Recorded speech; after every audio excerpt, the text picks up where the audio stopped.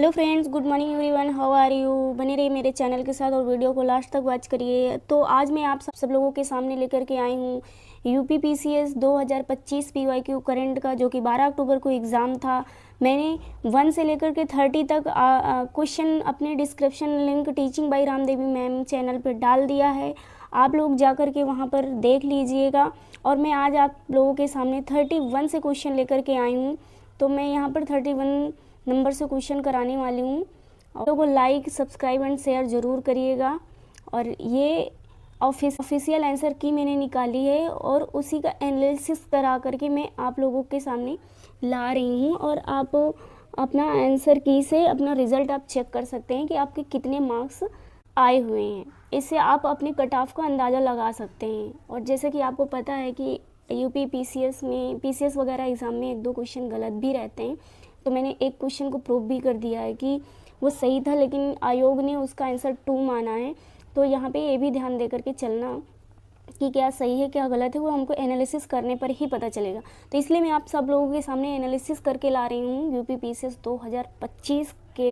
Continue हम without time wasting के आगे बढ़ जाएंगे और अपने क्वेश्चन की ओर चलते हैं। ठीक है, तो हमारा 31 क्वेश्चन क्या है।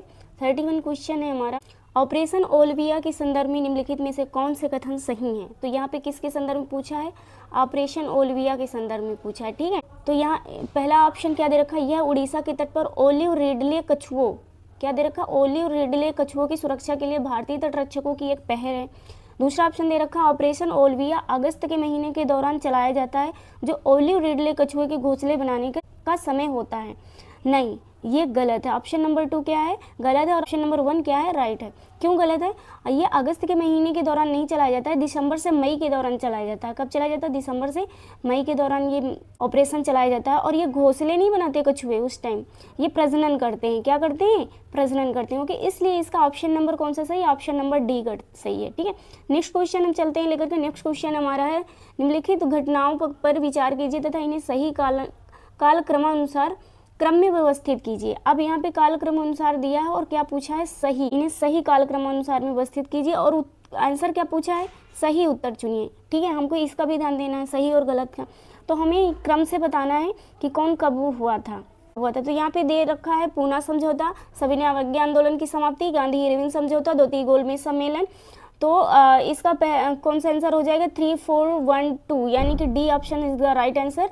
पहले क्या होगा? गांधी इरविन समझौता होगा, फिर इसके बाद द्वितीय गोलमेज सम्मेलन होगा, जो कि 1932 तक हुआ था। कितने गोलमेज सम्मेलन हुए थे? 3 गोलमेज सम्मेलन हुए थे। कितने राउंड टेबल हुए थे? 3 राउंड टेबल हुए थे। ठीक है, समझौता हुआ था, फिर सविनय अवज्ञा आंदोलन की समाप्ति हुई थी। ठीक है, नेक्स्ट क्वेश्चन में हम चलते हैं। 33 क्वेश्चन क्या कह रहा है? सूची फर्स्ट को सूची सेकंड से सुमेलित कीजिए और सूचियों के नीचे दिए गए कोड का प्रयोग कर सही उत्तर चुनिए। अब यहाँ पे एक तरफ लोकसभा दिया गया है, किसमें? सूची फर्स्ट में, और दूसरी सूची सेकंड में लोकसभा के अध्यक्ष दे रखे हैं। अध्यक्ष रहा है ये हमको बताना है। 11वीं लोकसभा के अध्यक्ष कौन रहे हैं और 12वीं लोकसभा के अध्यक्ष कौन रहे हैं, 14वीं लोकसभा के अध्यक्ष कौन रहे, 17वीं लोकसभा के अध्यक्ष कौन? 11वीं लोकसभा के अध्यक्ष पीए संघवा रहे हैं। ठीक है, और 12वीं लोकसभा के अध्यक्ष जीएमसी बालयोगी थे। ठीक है, और 14वीं लोकसभा के अध्यक्ष कौन थे? सोमनाथ चटर्जी थे। और 17वीं लोकसभा के अध्यक्ष ओम बिरला हैं, जो कि अभी करंट में हैं भी, ओम बिरला। ठीक है, तो इसका option number A is the right answer. Next हम चलते हैं, लाइकेन के संदर्भ में निम्नलिखित में से कौन से कथन सही हैं। अब लाइकेन के संदर्भ में, लाइकेन प्रदूषण के बहुत अच्छे संकेतक हैं। हाँ बिल्कुल, तो लाइकेन क्या होती है? जो जमीन में हरी हरी घास वगैरह नहीं देखते हैं, जिसे हम काई बोलते हैं, उसे हम लाइकेन बोलते हैं। ये प्रदूषण के बहुत अच्छे संकेतक होते हैं, ये प्रदूषित करते हैं हमारे जलवायु को। ठीक है, मतलब पानी वगैरह में भी हो जाता है, जहाँ पे ज़्यादा गीला होता है, बारिश के महीने में ये लाइकेन ज़्यादा दिखता है। ठीक है, लाइकेन प्रदूषित क्षेत्रों में अच्छी तरह से उगते हैं, लेकिन यहाँ पे दे रखा है प्रदूषित क्षेत्रों में अच्छी तरह से उगते हैं। नहीं, ये साफ हवा और चट्टानी मिट्टी, नम पात, लकड़ी, वरण और पेड़ की छाल वगैरह उगते हैं। आप लोगों ने देखा होगा कि घरों में उग जाता है, तालाबों में उग जाता है, पेड़ की छालों में उग जाता है। तो ये साफ जगह देखता है और साफ जगह को क्या कर देता है? प्रदूषित कर देता है। कौन? लाइकेन। तो इसका option number D is the right answer हो जाएगा। ओके, नेक्स्ट हम चलते हैं, उत्तर भारत में जल विद्युत के संदर्भ में निम्नलिखित में से कौन से कथन सही हैं। तो हिमालय क्षेत्र में जल विद्युत की विशाल संभावनाएं हैं, सही है। दूसरा कह रहा है पूर्वी उत्तर प्रदेश और बिहार इस क्षमता का उपयोग नहीं कर सकते हैं क्योंकि इनके उत्तर में स्थित हिमालय नेपाल की सीमा में आता है। बिल्कुल सही है, नेपाल की सीमा में हिमालय आता है, ठीक है। और नेपाल के बॉर्डर से कौन लगता है? उत्तर प्रदेश लगता है और बिहार लगता है, तो इसलिए B is the right answer. Okay, नीचे दो कथन दिए गए हैं जिनमें से एक को अभिकथन ए तथा दूसरे को कारण आर कहा गया है। तो यहाँ पे दिया है अभिकथन क्या दिया है? सल्तनत के क्षेत्रों को मोटे तौर पर दो भागों में विभाजित किया जा सकता है, खालसा और जागीरें। कारण आर क्या दे रखा है? जागीरों में राज्य के नियंत्रण में आने वाली भूमि शामिल है।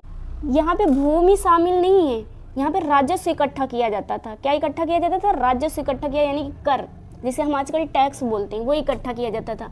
लेकिन ए सही है, अभिकथन सही है, हो जाएगा B is the right answer. A is the right, A सही है और आर गलत है, ठीक है। 37 नंबर क्वेश्चन क्या है? प्रधानमंत्री मुद्रा योजना के बारे में पूछ रखा है, ठीक है। निम्नलिखित में से किसके अंतर्गत आती है? कारपोरेट मामलों के मंत्रालय के अंतर्गत आती है कि ग्रामीण विकास मंत्रालय के अंतर्गत आती है, वित्त मंत्रालय के अंतर्गत आती है? हाँ, कुछ लोग क्या होता है कि योजनाएं जब पढ़ते हैं तो योजना पढ़ तो लेते हैं, योजना की डेट निकाल लेते हैं, योजना में क्या क्या बेनिफिट मिलता है ये निकाल लेंगे, ठीक है, योजना में, लेकिन ये नहीं देखेंगे किस मंत्रालय के अंतर्गत आता है। तो आपके साथ इस पेपर से एक और मतलब अवेयरनेस मिल जाएगी कि आप मंत्रालय जरूर हर चीज़ का देख लीजिएगा कि किस मंत्रालय के अंडर पे आता है, ठीक है। तो यहाँ पे पहला क्या हो जाएगा? कारपोरेट मंत्रालय में आता है कि ग्रामीण मंत्रालय में कि वित्त मंत्रालय में? तो प्रधानमंत्री मुद्रा, हमको मुद्रा से पता चल गया, मुद्रा क्या है? फाइनेंस है, ठीक है। तो मुद्रा से पता चल गया कि किस में आ जाएगा? ये वित्त मंत्रालय में आ जाएगा। किस में आ जाएगा? वित्त मंत्रालय में आ जाएगा, ठीक है। कारपोरेट मंत्रालय के अंतर्गत क्या, कौन सी योजना आएगी? पीएम इंटर्नशिप योजना आएगी। और ग्रामीण विकास मंत्रालय के अंतर्गत क्या आएगा? पीएम सड़क योजना आ जाएगी, मनरेगा आ जाएगा, पीएम आवास योजना आ जाएगी। ये ग्रामीण विकास मंत्रालय के अंतर्गत आता है, ठीक है। तो हमने इसके तीनों ऑप्शन करा दिए। पहला तो ऑप्शन दिया ही है, दो ऑप्शन बचे हैं उसको भी हमने करवा दिया। तो यहाँ पर सारे ऑप्शनों के आपको सोल्यूशन मिलेगा, बस आप टिके रहिएगा, ठीक है। और चैनल को शेयर और लाइक और सब्सक्राइब जरूर करिएगा। नेक्स्ट क्वेश्चन हमारा दिया है 38 क्वेश्चन है। 42 में संविधान संशोधन, 42वें संविधान संशोधन द्वारा भारतीय संविधान की प्रस्तावना में निम्नलिखित में से कौन से शब्द जोड़े गए थे? तो कौन से शब्द जोड़े गए थे और इसका सही उत्तर चुनिए, ठीक है। यहाँ पे सही उत्तर पूछ रहा है। तो समाजवादी और धर्मनिरपेक्ष जोड़ा गया था 42वें संविधान संशोधन 1976 को। कब जोड़ा गया था? 1976 को जोड़ा गया था, ठीक है। तो यहाँ पे बोल रहा है कि जोड़ा गया था, समाजवादी और धर्मनिरपेक्षता जोड़ा गया था, ठीक है। संप्रभुता और गणतंत्र को बदल करके संप्रभु समाजवादी में जोड़ा गया था, लोकतांत्रिक को हटा करके धर्मनिरपेक्ष में जोड़ा गया था। तो इसका कौन सा ऑप्शन सही है? Option number D is the right answer. निम्नलिखित विचार कीजिए तथा इन्हें सही कालानुक्रम में व्यवस्थित कीजिए। जवाहर रोजगार योजना, ग्रामीण क्षेत्र में महिलाओं और बच्चों का विकास, यहाँ पे कालक्रम बताना है, ठीक है। प्रश्न क्या पूछा? कालक्रम बताना है। तो डेट जरूर याद कर लीजिए, या तो फिर योजनाओं को आप क्रम से पढ़िए। क्रम से पढ़ोगे तो याद नहीं रहेंगी क्योंकि बहुत सारी योजनाएं होती हैं कि बिना काम की होती हैं ना, बीच में लॉन्च हो जाती हैं। तो हमें डेट पढ़ना पड़ेगा कि कौन सी योजना कब लॉन्च हुई थी, ठीक है। तो एक बार आप देख लीजिएगा इनकी डेट और किस मंत्रालय के अंतर्गत आती हैं और इनके अंदर कौन कौन से लाभ मिलते हैं, और तो ये सारी चीज़ें देख लीजिएगा, ठीक है। ग्रामीण क्षेत्र में महिला और बच्चों का विकास, एकीकृत ग्रामीण विकास कार्यक्रम, राष्ट्रीय ग्रामीण रोजगार कार्यक्रम। तो कौन से मतलब इसे कालानुक्रम में लगाना है, कौन फर्स्ट है, कौन सेकंड, कौन थर्ड, कौन फोर्थ। तो यहाँ पे तीसरा पहला है एकीकृत ग्रामीण विकास कार्यक्रम, फिर इसके बाद आ जाएगा हमारा राष्ट्रीय ग्रामीण कार्यक्रम, फिर इसके बाद हम क्या आ जाएगा? ग्रामीण क्षेत्र में महिला और बच्चों का विकास आ जाएगा, फिर इसके बाद कहाँ आ जाएगा? इसके बाद आएगा जवाहर रोजगार योजना आ जाएगा, ठीक है। तो ये राइट आंसर, इसका D is the right answer हो जाएगा, ठीक। उत्तर प्रदेश के एक जिला उत्पाद यानी कि ODOP हम बता दें, 1 डिस्ट्रिक्ट 1 प्रोडक्ट हमसे पूछ रहा है। तो योजना के अनुसार मूंज उत्पाद क्या पूछ रहा है? मूंज उत्पाद निम्नलिखित में से जिले संबंधित हैं। ये देखो 1 डिस्ट्रिक्ट 1 प्रोडक्ट यहाँ पे दे रखा है। तो यहाँ पे तो ये किसका है? ये है अमेठी का और सुल्तानपुर का। लेकिन संत कबीर नगर का फिर क्या है? 1 डिस्ट्रिक्ट 1 प्रोडक्ट, ये पीतल के बर्तन है। क्या है? पीतल के बर्तन। तो D is the right answer, ठीक है। नेक्स्ट क्वेश्चन है हमारा, निम्नलिखित विद्रोहों पर विचार कीजिए तथा इन्हें सही कालक्रम उपस्थिति फिर कालक्रम पूछ रखा है भाई। पूरे पेपर में कम से कम 30 क्वेश्चन तो कालक्रम से ही आए हुए हैं। तो अब जो भी चीज़ पढ़े क्रोनोलॉजिकल आर्डर में ही पढ़ें, ठीक है। तो यहाँ पे फिर क्रोनोलॉजिकल आर्डर में पूछ रखा है प्रश्न। तो यहाँ पे दे रखा है पमना, नील, कूका और सन्यासी। ये देखो उत्तर हमको चुनना है। तो इसे हम क्रोनोलॉजिकल ऑर्डर में हमें बताना है। तो सबसे पहले फर्स्ट क्या आ जाएगा, सन्यासी। सेकंड क्या आ जाएगा, सेकंड आ जाएगा हमारा कूका, जाएगा हमारा नील। ठीक है, सेकंड का सेकंड ही है। फिर थर्ड हमारा आ जाएगा कूका, फोर्थ आ जाएगा क्या, पमना। ठीक, तो D is the right answer. Next question में हम चलते हैं। सूची फर्स्ट और सूची सेकंड को सम्मिलित कीजिए, सूचियों के नीचे दिए गए सही उत्तर चुनिए। तो सूची फर्स्ट में क्या दिया है, सतत विकास लक्ष्य दिया है और लक्ष्य का क्षेत्र दिया है। हाँ, हमको SDGs मतलब सस्टेनेबल डेवलपमेंट गोल्स जरूर पढ़ लेना है। और कितने टोटल सस्टेनेबल डेवलपमेंट गोल्स होते हैं SDG, 17 होते हैं। कितने होते हैं गोल्स, हम देख लेंगे कि किस गोल्स के अंतर्गत तो क्या वर्क होता है, कौन सा लक्ष्य रखा जाता है, ये देख लेंगे। ठीक है, तो लक्ष्य 1 हमारा क्या हो जाएगा, लक्ष्य 1 हमारा गरीबी के सभी रूपों को खत्म करना। ठीक है, SDG लक्ष्य 1 क्या पूछता है, गरीबी के सभी रूपों को खत्म करना। और SDG लक्ष्य 3 क्या बोलता है, लक्ष्य 3 बोलता है हमारा कि अच्छा स्वस्थ और कल्याण। क्या बोलता है SDG 3, अच्छा स्वस्थ और कल्याण। ठीक है, और SDG 4 क्या बोलता है हमारा, गुणवत्तापूर्ण शिक्षा, एजुकेशन आता है। और 3 में हेल्थ आता है। और लक्ष्य 1 में हमारा क्या आता है, पॉवर्टी आती है। और यहाँ पे हमारा क्या हो जाएगा, लक्ष्य 6 दे रखा। लक्ष्य 6 में क्या आ जाएगा हमारा, स्वच्छ जल और स्वच्छता आती है। ठीक है, इसका option number 3 is the right answer हो जाएगा। निम्नलिखित में से कौन सा भारत के संसद में वित्तीय समिति है।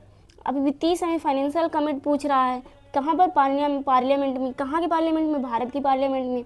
तो भारत की पार्लियामेंट में तीनों वित्तीय समिति है, लोक लेखा समिति, प्राक्कलन समिति और सार्वजनिक उपक्रम समिति, यानी कि C is the right answer. Ozone परत के बारे में यहाँ पे पूछ रखा है, निम्नलिखित में कौन सा कथन सही पूछ रखा है, यानी कि सही उत्तर पूछ रहा है। ओजोन परत पृथ्वी की सतह को सूर्य से आने वाली पराबैंगनी किरणों से बचाती है, बिल्कुल सही है। ओजोन क्षरण को क्लोरोफ्लोरोकार्बन से जोड़ा गया है, ये भी सही है। तो B is the right answer हो जाएगा। ठीक है, नेक्स्ट क्वेश्चन हम चलते हैं। 45 क्वेश्चन में क्या है, दिवस दे रखे हैं और तारीख दे रखे हैं और कौन सा सही सुमेलित नहीं है, ये पूछ रहा है। सही सुमेलित नहीं है। ठीक है, तो केवल 3 इज द राइट आंसर, ये सुमेलित नहीं है। विश्व वन्यजीव दिवस 22 मार्च को नहीं मनाया जाता है, ये 3 मार्च को मनाया जाता है। कब मनाया जाता है, 3 मार्च को। और अंतर्राष्ट्रीय ओजोन दिवस 16 सितंबर को मनाया जाता है और विश्व पर्यावरण दिवस 5 जून को मनाया जाता है। ये सबको पता होगा आई थिंक। नेक्स्ट क्वेश्चन चलते हैं। 46 क्वेश्चन में पूर्वोत्तर के लिए महिला उद्यमिता कार्यक्रम स्वावलंबिनी निम्नलिखित में से किस मंत्रालय द्वारा शुरू किया गया है। तो ये किस मंत्रालय द्वारा शुरू किया गया है, कौशल विकास और उद्यमिता मंत्रालय द्वारा शुरू किया गया है। तो उत्तर इसका सही पूछ रखा है। ठीक है, तो डी इज द इसका राइट आंसर। अब हमारे बचे 2 ऑप्शन। एवं बाल विकास मंत्रालय मिशन के अंतर्गत कौन सी योजनाएं आती हैं, मिशन शक्ति योजना, पोषण मिशन 2.0, ये सारी योजनाएं आती हैं। सूक्ष्म लघु और मध्यम उद्यम मंत्रालय किसके अंतर्गत आता है, MSME के अंतर्गत आता है। ठीक है, दे रखा है सूची फर्स्ट सूची सेकंड को सम्मिलित कीजिए, सूचियों के नीचे दिए गए कोड का सही उत्तर चुनिए। इससे हम बिजनेस वगैरह के लिए लोन ले सकते हैं। ठीक है, ये वो योजनाओं के अंतर्गत लेखक और ग्रंथ उत्तर बताने हैं और सुमेलित करना है इसे। ठीक है, सूची फर्स्ट से सूची सेकंड में। तो ए का कौन सा है, ए का है नल चप्पू, यानी कि त्रिविक्रम भट्ट नल चप्पू ग्रंथ लिखे हैं। ठीक है, बी का कौन सा है, बी का है सोमदेव। सोमदेव ने कौन सा ग्रंथ लिखा है, कथा सरित सागर। ठीक है, और सी का 1 जयदेव। जयदेव ने कौन सा ग्रंथ लिखा, गीत गोविंद लिखा। और क्षेमेंद्र ने कौन सा ग्रंथ लिखा है, बृहद कथा मंजरी। क्या लिखा है, बृहद कथा मंजरी। तो इसका कौन सा ऑप्शन सही हो जाएगा, ए इज द राइट आंसर सही हो जाएगा। नेक्स्ट क्वेश्चन चलते हैं। नेक्स्ट क्वेश्चन क्या है, 48 क्वेश्चन है। भारत के निम्नलिखित राज्यों का गठन पर विचार कीजिए तथा इन्हें सबसे पहले से लेकर आखिरी तक के सही कालक्रमानुसार में व्यवस्थित कीजिए।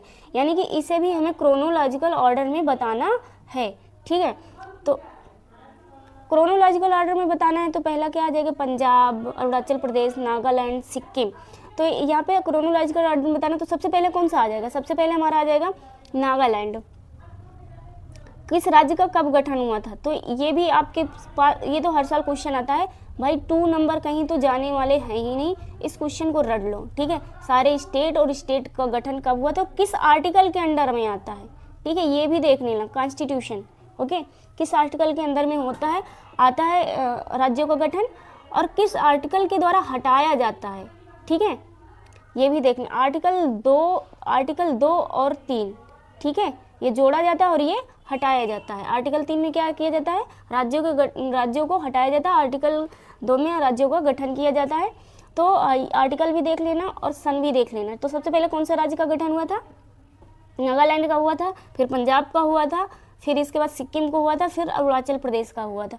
और किस एक्ट के अंडर हुआ था ये भी देख लेना, ठीक है, एक्ट भी देख लेना, एक्ट बहुत ज़रूरी है। ज्ञानपीठ पुरस्कार, तो इसका 20 द राइट आंसर हो जाएगा। ज्ञानपीठ पुरस्कार के संदर्भ में निम्नलिखित में से कौन से कथन सही हैं? तो 58वां ज्ञानपीठ पुरस्कार संस्कृत विद्वान जगत गुरु रामभद्राचार्य जी को प्रदान किया गया था। इज द राइट आंसर ये भी है। और पहला ज्ञानपीठ पुरस्कार 1965 में दिया गया था, ये भी राइट है। तो B is the right answer. रक्त के संदर्भ में निम्नलिखित में से कौन से कथन सही हैं? तो अब रक्त के संदर्भ में पूछ रहा है, ठीक है, तो हम इस क्वेश्चन में आ जाते हैं। तो रक्त के संबंध में क्वेश्चन पूछ रहा है। तो रक्त प्लाज्मा के और विभिन्न प्रकार की कोशिकाओं से बनाना होता है। दूसरा ऑप्शन है हीमोग्लोबिन की उपस्थिति रक्त को लालिमा युक्त बनाती है। तो इसका 1 और 2 दोनों सही है, ठीक है। 51 भारत के निम्नलिखित राज्यों को उनके क्षेत्रफल के आधार पर आरोही क्रम में व्यवस्थित कीजिए तथा नीचे दिए गए कोड से सही उत्तर चुनिए। तो इसका D is the right answer. 1, 3, 4, 2 सही हो जाएगा, ठीक है। आरोही क्रम में व्यवस्थित कीजिए तथा नीचे दिए गए कोड से सही उत्तर चुनिए। तो पहले कौन सा आ जाएगा, हरियाणा, फिर इसके बाद आ जाएगा पंजाब, फिर इसके बाद कौन सा आ जाएगा, उत्तराखंड, फिर इसके बाद आ जाएगा हमारा हिमाचल प्रदेश, ठीक है। तो D is the right answer हो जाएगा। क्वेश्चन क्या दिया था, भारत के निम्नलिखित राज्यों को उनके क्षेत्रफल के आधार पर आरोही क्रम में। अब क्षेत्रफल देख लेना, ठीक है, सारे राज्यों का। निम्नलिखित घटना पर विचार कीजिए तथा उन्हें सही कालानुक्रम में व्यवस्थित कीजिए। ओके, क्रिप्स मिशन 1942 में आया था। कैबिनेट मिशन शिमला सम्मेलन 1945 में हुआ था। वेवेल योजना, तो कौन सा मतलब इसमें क्रोनोलॉजिकल ऑर्डर बताना कौन सी घटना कब हुई थी। तो पहले क्रिप्स मिशन हुआ था, फिर इसके बाद वेवेल योजना आई थी, फिर इसके बाद क्या शिमला सम्मेलन हुआ था, फिर इसके बाद कैबिनेट मिशन हुई थी, ठीक है। तो ए इज द राइट आंसर हो जाएगा। नीचे 2 कथन दिए गए हैं जिनमें से एक को अभिकथन नहीं था तो दूसरे को कारण आर कहा गया है। अभिकथन ए क्या है, खाद्य सुरक्षा, अधिशेष खाद्य उत्पादन वर्षों में भी आवश्यक है। आर क्या है, असमान वितरण और दुर्गम पहुंच के बाहर होने के कारण भूखमरी अभी भी हो सकती है। तो ए और आर दोनों सही हैं, आर ए की सही व्याख्या करता है। D is the right answer हो जाएगा, ठीक है। निम्नलिखित में से कौन फजल अली आयोग के सदस्य हैं? तो फजल अली आयोग के सदस्य यहाँ पे पूछ रहा है। तो दूसरा ऑप्शन, पहला ऑप्शन दे रखा केटी शाह, दूसरा दे रखा KM पडिक्कर, तीसरा दे रखा पी सीतारमैया, चौथा दे रखा HN कुंजरू। तो यहाँ पे सी इज द राइट आंसर हो जाएगा, यानी कि KM पडिक्कर थे और HN कुंजरू थे, ठीक है, फजल अली आयोग के सदस्य, ठीक है। नेक्स्ट क्वेश्चन चलते हैं। मानव विकास सूचकांक में एसडीआई भाई UPSC हो, UPPCS हो, BPSC हो, किसी भी एग्जाम में DG SDI, ठीक है, ऑपरेशन वगैरह पूछता है तो आप लोग जरूर देख के जाइएगा, किसी भी एग्जाम को देने जाइएगा। तो यहाँ पे दे रखा है UNDP ने 1990 में अपनी पहली मानव विकास रिपोर्ट प्रकाशित की थी जिसमें मानव विकास सूचकांक था। 1 सही है, ठीक है। मानव विकास सूचकांक विकसित करने वाली पहली टीम का नेतृत्व महबूब उल हक और एस प्रिंसनर ने किया था। नहीं, ये प्रिंसनर ने नहीं किया, ठीक है। किसने किया था? अमर्त्य सेन। किसने किया था?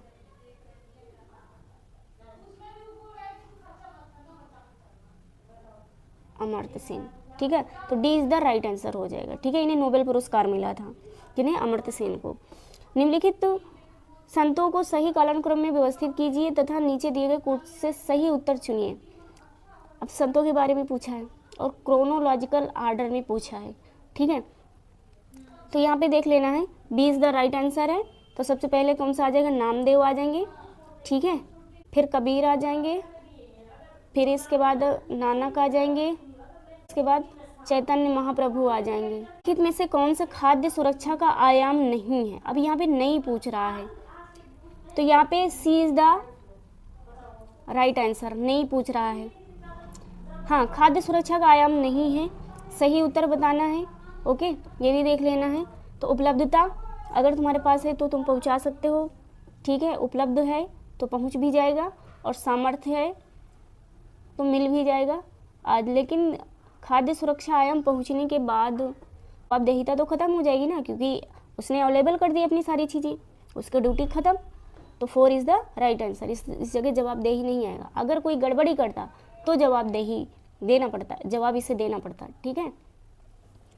तो 4 is the right answer. Bharat के निम्नलिखित राष्ट्रपतियों के कार्यकाल, क्या पूछ रहा, राष्ट्रपतियों के कार्यकाल पर विचार कीजिए तथा इन्हें सबसे पहले से आखिरी तक के सही कालानुक्रम में व्यवस्थित कीजिए। तो कालानुक्रम पूछा, यानी कि क्रोनोलॉजिकल ऑर्डर में ये भी पूछ रखा है। नीलम संजीव रेड्डी, KR नारायण, राष्ट्रपतियों के कार्यकाल पूछ रहा है, APJ अब्दुल कलाम, R वेंकट रमण। तो सबसे पहले कौन आ जाएगा, नीलम संजीव रेड्डी आ जाएगा, फिर इसके बाद आ जाएंगे R वेंकट रमण आ जाएंगे, ठीक है। फिर इसके बाद कौन सा आ जाएगा हमारा 2 KR नारायण हो जाएगा, फिर इसके बाद 3 APJ अब्दुल कलाम हो जाएंगे। राष्ट्रपति से रिलेटेड कौन किस नंबर पे थे और कितने समय तक कार्यकाल किए, ये मेरे channel teaching bye Ramdevi ma'am में इसकी शॉर्ट्स वीडियो आपको मिल जाएगी, आप जा कर के डिस्क्रिप्शन लिंक में देख लीजिएगा, ठीक है। तो आप आसानी से क्वेश्चन हल कर पाएंगे अगर नहीं पता होगा तो, ठीक। तो इसका A is the right answer होगा। नेक्स्ट क्वेश्चन है, निम्नलिखित में से कौन से युग्म सही सुमेलित नहीं है। अब इसमें भी नहीं पूछा है, तो यहाँ पे दे रखा है अम्ल, और अम्ल किस में पाया जाता है, पदार्थ दे रखे हैं, ठीक है। तो लैक्टिक अम्ल दही में पाया जाता है, टार्टरिक अम्ल अंगूर में पाया जाता है, हाँ पाया जाता है, अंगूर में पाया जाता है, टमाटर में पाया जाता है, ठीक है। और एसिटिक अम्ल आलू में पाया जाता है, नहीं एसिटिक अम्ल आलू में नहीं पाया जाता, एसिटिक अम्ल सिरका में पाया जाता है, किस में पाया जाता है, सिरका में। तो 3 इज द इसका राइट आंसर हो जाएगा, ठीक है। 60 नंबर क्वेश्चन क्या है, निम्नलिखित में से कौन से जिले उत्तर प्रदेश देवी पाटन मंडल का हिस्सा हैं। तो इसका 2 और 3 सही हो जाएगा। बहराइच और बलरामपुर दोनों सही है, B is the right answer. लेकिन बस्ती इसका हिस्सा क्यों नहीं है, क्योंकि ये संत कबीर नगर में आता है, और या तो संत कबीर नगर और सिद्धार्थ नगर में आता है, ठीक है, इसलिए B is the right answer, 1 इसका रॉन्ग आंसर हो जाएगा, ठीक है। स्वेज नहर निम्नलिखित में से किन्हें जोड़ती है। तो स्वेज नहर जोड़ती है भूमध्य सागर को और हिंद महासागर को। तो फिर अटलांटिक महासागर किसे जोड़ता है, ये भी हम देख लें, ठीक है। तो अटलांटिक महासागर, यहाँ पे देखो मैंने दे रखा पूरा एक्सप्लेनेशन। अटलांटिक महासागर उत्तरी और दक्षिणी अमेरिका को यूरोप और अफ्रीका से जोड़ता है, और आर्कटिक महासागर और दक्षिणी महासागर से भी जुड़ा हुआ है। पनामा नहर, यहाँ वो स्वेज नहर से पूछता है, और अटलांटिक महासागर किसको जोड़ता है, पनामा नहर किसे जोड़ती है, अटलांटिक महासागर जोड़ती है। और यहाँ पे देश की बात को, किस देश को जोड़ता है, तो अमेरिका को यूरोप और अफ्रीका से जोड़ता है, ठीक है। आर्कटिक और दक्षिणी महासागर से भी जुड़ा हुआ है, कौन से, पनामा नहर, ठीक। मध्यम से प्रशांत महासागर और जिब्राल्टर जलडमरू मध्यम से भूमध्य सागर से जुड़ता है, ठीक है। तो ये इसका आंसर हो जाएगा। बाकी का आप देख लीजिएगा, देखो यहाँ पे लिखा है जिब्राल्टर जलडमरू मध्य अटलांटिक महासागर को भूमध्य सागर से जोड़ता है, ठीक है। विभाजन इसका भूमध्य रेखा अटलांटिक महासागर को उत्तरी अटलांटिक और दक्षिणी अटलांटिक नामक 2 हिस्सों में विभाजित करता है, कौन, भूमध्य रेखा। भूमध्य रेखा अटलांटिक महासागर को कितने हिस्सों में विभाजित करता है, 2 हिस्सों में विभाजित करता है, कौन कौन से, उत्तरी अटलांटिक महासागर और दक्षिणी अटलांटिक महासागर। पनामा नहर ये प्रशांत महासागर को अटलांटिक महासागर से जोड़ती है, जिसमें दोनों महासागरों के बीच जहाजों के लिए एक छोटा सा रास्ता बन जाता है। अन्य महासागर कौन से हैं, ये उत्तर में आर्कटिक महासागर और दक्षिण में दक्षिणी महासागर से जुड़ता है। ड्रेक पैसेज के माध्यम से प्रशांत महासागर से भी जुड़ जाता है। तो ये इसका राइट आंसर हो जाएगा, ठीक है, किसका, अटलांटिक महासागर का, ठीक। नेक्स्ट हम चलते हैं हमारा लाल सागर। लाल सागर के बारे में देख लेते हैं, लाल सागर किसको जोड़ता है और किस नहर, इसमें कौन सी नहर पाई जाती है, ठीक है। हिंद महासागर के रूप में एशिया, अफ्रीका और ऑस्ट्रेलिया महाद्वीपों को छूता है, और अटलांटिक तथा प्रशांत महासागर से मिलता है। यह जावा सागर और लाल सागर का सुडा और सुंडा जलडमरू मध्य के माध्यम से जुड़ता है। अरब सागर और बंगाल की खाड़ी जैसे प्रमुख क्षेत्रों को भी एक साथ लाता है, महाद्वीपों को जोड़ता है। एशिया हिंद महासागर की सीमा उत्तर में ईरान, पाकिस्तान, भारत और बांग्लादेश से लगती है। एशिया में जो हिंद महासागर की सीमा किससे किससे लगती है, उत्तर में ईरान, पाकिस्तान और भारत और बांग्लादेश से लगती है, ठीक है। आप मैप में देख लीजिएगा, अफ्रीका महासागर पश्चिम में अफ्रीका से जुड़ता है, ठीक है, विद डायरेक्शन यहाँ पे दिया गया। ऑस्ट्रेलिया में पूर्व में ऑस्ट्रेलिया से मिलता है, ठीक है। अंटार्कटिका दक्षिण में दक्षिणी महासागर तक फैला हुआ है। अन्य महासागरों से जोड़ता है, अटलांटिक महासागर दक्षिण पश्चिम में, ठीक है, मिलता है। प्रशांत महासागर पूर्व और दक्षिण पूर्व प्रशांत महासागर से मिलता है। जलडमरू मध्यम से जोड़ता है, तो यहाँ पे सुंडा जल डमरू मध्य यह जावा सागर हिंद महासागर से जोड़ता है, जावा और सुमात्रा द्वीपों के बीच स्थित है। ठीक है। मलक्का जल डमरू मध्य यह अंडमान सागर हिंद महासागर हिस्सा को दक्षिण चीन सागर प्रशांत महासागर का हिस्सा जोड़ता है। बाब अल मंदेब जल डमरू मध्य ये लाल सागर और हिंद महासागर को अरब सागर के मध्य से जोड़ता है। ठीक है। तो इसमें हमने अटलांटिक महासागर और लाल सागर के बारे में भी जान लिया। ठीक है। तो इसलिए इसका 20 द राइट आंसर हो जाएगा। भूमध्य सागर और हिंद महासागर सुएज नहर को जोड़ती है। नेक्स्ट क्वेश्चन हमारा 62 क्वेश्चन है, निम्नलिखित में से किसने 2025 में अंतर्राष्ट्रीय बुकर पुरस्कार जीता था? बानू मुश्ताक ने जीता था, दीपा भस्ती ने जीता था, लेकिन संजय चौहान इनमें से कौन है? संजय चौहान लोकसभा सदस्य के सांसद थे। कौन से नंबर के लोकसभा सदस्य के संसद थे? 15वीं लोकसभा के संसद थे। 15वीं लोकसभा संसद के सदस्य थे। कौन? संजय चौहान। ठीक है। और यहाँ पे प्रश्न क्या दिया गया है? पूछा गया अंतर्राष्ट्रीय बुकर पुरस्कार 2025 का किसने जीता? तो बानू मुश्ताक ने जीता। बानू मुश्ताक कहाँ से थी? कनाडा से थी। कनाडा के साहित्य से बुकर पुरस्कार इन्होंने जीता था। ठीक है। दीपा भस्ती भी ने जीता। तो ए इज द इसका क्या हो जाएगा? राइट आंसर हो जाएगा। अब 63 क्वेश्चन हमारा राइट एंड रॉन्ग पूछ रहा है और इसकी व्याख्या पूछ रहा है साथ में। ठीक है। तो यहाँ पे दे रखा है, अभिकथन है मुगल सम्राट अकबर ने फतेहपुर सीकरी में बुलंद दरवाजा का निर्माण करवाया था। काराडार अकबर ने इस स्मारक का निर्माण अपने पुत्र जहांगीर के जन्म की याद में कराया था। ठीक है। तो सबसे पहले बुलंद दरवाजा क्यों बना था? यह गुजरात के विजय होने के उपलक्ष्य में बना था। बुलंद दरवाजा फतेहपुर सीकरी में बना। किसका? बुलंद दरवाजे का। ठीक है। तो ये कह रहा है कि अकबर ने इस स्मारक का निर्माण अपने पुत्र जहांगीर, नहीं, ये बिल्कुल गलत है। अपने पुत्र की याद में नहीं बनवाया था, ये गुजरात के विजय के उपलक्ष्य में बनवाया था। और ये फतेहपुर सीकरी में इसका प्रवेश द्वार है और ये भक्ति से जुड़ा हुआ था, जो कि सूफी संत चिश्ती को मानता था। अकबर किसको मानता था? सूफी संत चिश्ती को। इसलिए ए इज द राइट आंसर और आर रॉन्ग हो जाएगा। तो बी इसका सही हो जाएगा। ठीक है। B option is the right हो जाएगा। 64 क्वेश्चन क्या है? सूची फर्स्ट को सूची सेकंड से सुमिलित कीजिए और सूचियों के नीचे दिए गए कोड का प्रयोग कर सही उत्तर चुनिए। अब यहाँ पे सही उत्तर पूछ रखा है। ठीक है।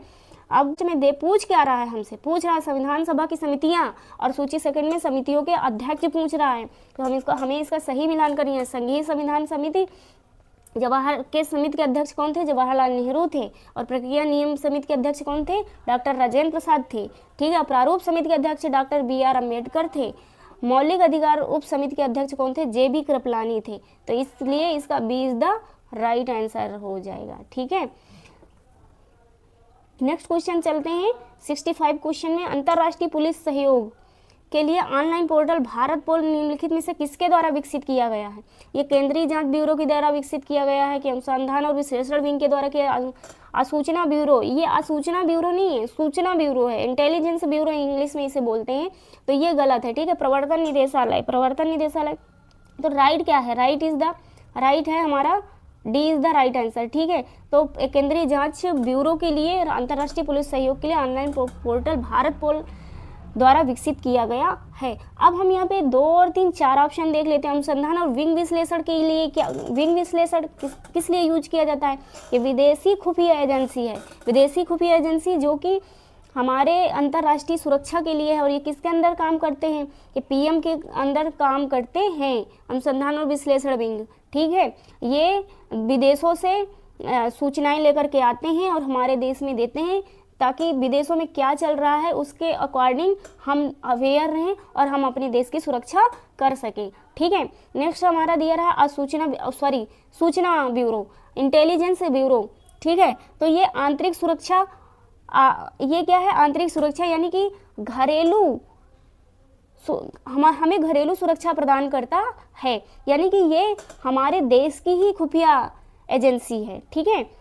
हमारे देश में ही मतलब वो कौन क्या कर रहा है, भ्रष्टाचार वगैरह, मतलब देश के अंदर क्या चल रहा है उसकी सारी जानकारी कलेक्ट करके ये सूचना ब्यूरो लाता है, इंटेलिजेंस ब्यूरो। ठीक है। प्रवर्तन निदेशालय इन्फोर्समेंट क्या करता है? ये आर्थिक एजेंसी है, यानी कि ये आर्थिक एजेंसी की जांच करता है। ओके। तो इसका कौन सा ऑप्शन सही हो जाएगा? Option number D is the right answer हो जाएगा। 66 क्वेश्चन है, निम्नलिखित कथनों में से कौन सा कथन सही है? तो सही वाला पूछ रहा है डॉल्फिन और व्हेल होल्स के माध्यम से सांस लेती है, यानी कि जो उनके गलफड़े नहीं होते हैं, हाँ, उन्हीं से सांस लेता है। डॉल्फिन और व्हेल होल्स के माध्यम से सांस लेती है, एक इसका सही है। दूसरा, केचुए अपनी त्वचा के माध्यम से सांस लेती है, 2 भी इसका सही है, तो 20 द इसका राइट आंसर हो जाएगा। ठीक है, 67 क्वेश्चन है। सूची फर्स्ट को सूची सेकंड से सुमेलित कीजिए तथा सूचियों के नीचे दिए गए को सही उत्तर चुनिए। अब पूछ क्या रहा, हम ये देख लेते। पूछ रहा है राज्य और सबसे ऊंची चोटी, किस राज्य की सबसे ऊंची चोटी है। ठीक है, तमिलनाडु की सबसे ऊंची चोटी कौन सी है, डोडा बेटा है। ठीक है, और राजस्थान की सबसे ऊंची चोटी कौन सी है, गुरु शिखर है। ठीक है, और नागालैंड की सबसे ऊंची चोटी कौन सी है, सारामती है। और मध्य प्रदेश की सबसे ऊंची चोटी धूपगढ़ है। ठीक है, तो डी इसका क्या हो जाएगा, राइट आंसर हो जाएगा। निम्नलिखित नीचे 2 कथन दिए गए हैं, जिनमें से कथन को अभिकथन है तथा दूसरे को कारण आर कहा गया है। अभिकथन है, मानव पूंजी में निवेश से भविष्य में लाभ मिलता है। कारण आर, शिक्षा और स्वस्थ लोगों को अधिक उत्पादक बनाते हैं। तो यहाँ पे देख लेते हैं answer, D is the right answer. A और आर दोनों सही, आर की सही व्याख्या करता है। एक्सला चैपल 1748 संधि के संदर्भ में निम्नलिखित में से कौन सा कथन सही है। यहाँ पे सही आंसर पूछ रखा है। प्रथम कर्नाटक युद्ध समाप्त हुआ, हाँ समाप्त हुआ था। मद्रास अंग्रेजों को वापस कर दिया गया था, हाँ कर दिया गया था। 1 और 2 दोनों राइट आंसर है। ये मॉडर्न हिस्ट्री का क्वेश्चन है। गोबी मरुस्थल निम्नलिखित में से कौन से देशों में फैला हुआ है। गोबी मरुस्थल मंगोलिया और चीन में फैला हुआ है। ए इज द राइट आंसर।